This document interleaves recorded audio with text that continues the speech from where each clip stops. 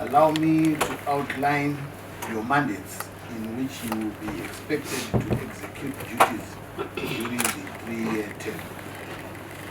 The Food and Food Standards Act was promulgated in 1971 with a number of amendments. The purpose of the Act was to provide for the sale, importation for sale of food in a pure state, to prohibit the sale, importation, and manufacture of sale of food which is falsely described, and to provide for the fixing of standards relating to food and matters incidental hereto. In the latest version of the Food and Food Standards Act, Section 18 of this Act authorizes the Minister of Health and Childcare to appoint the Food Standards Advisory Board and its membership. In accordance with Section 27 of the FAA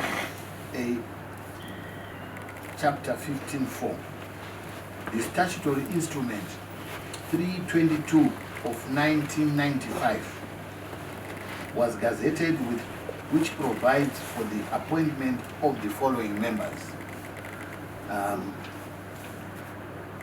I think we have introduced ourselves, and those are the members. Each of you is expected during your tenure of office to consult your constituents on food safety issues as agreed during deliberations. Your mandates, in accordance with Section 18, subsection 5 of the Act.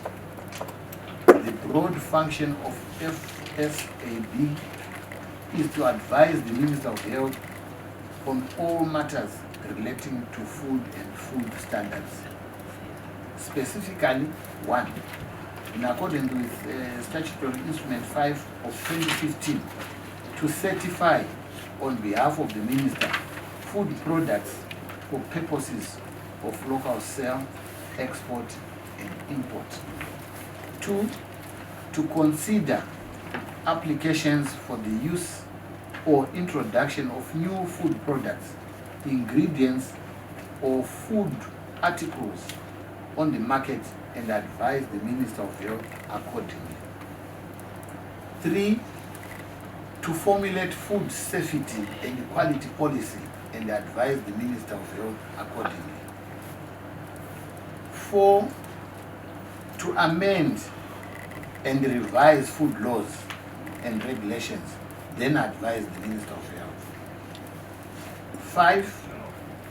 To carry out risk analysis for food contaminants and advise the Minister accordingly.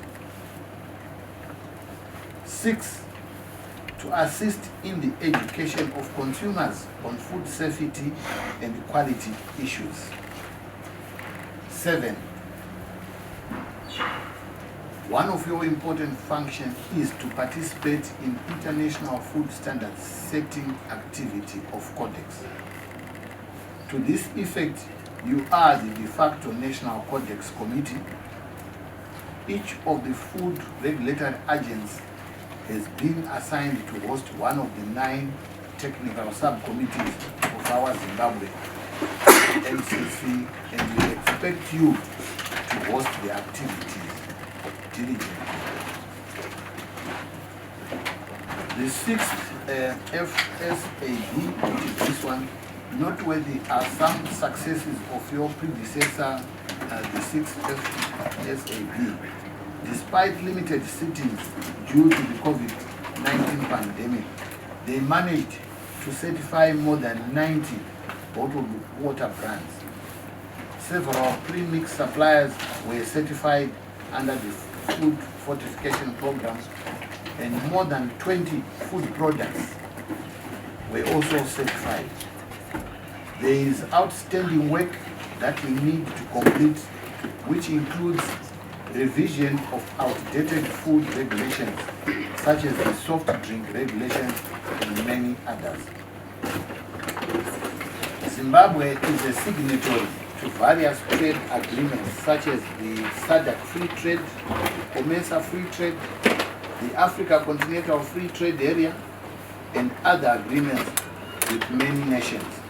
In terms of the World Trade Organization, sanitary and phytosanitary WTO SPS agreements, none of these agreements can override our trading partners' right to impose SPS measures to protect their human, animal, plant life and environment.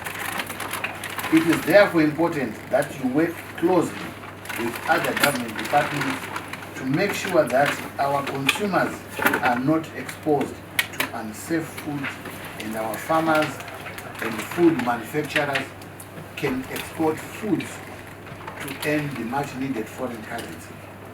You must also participate actively and effectively in the international food standard setting activities of Codex, WTO, SPS Committee, RSO and ISO to keep up with international food safety standards requirements.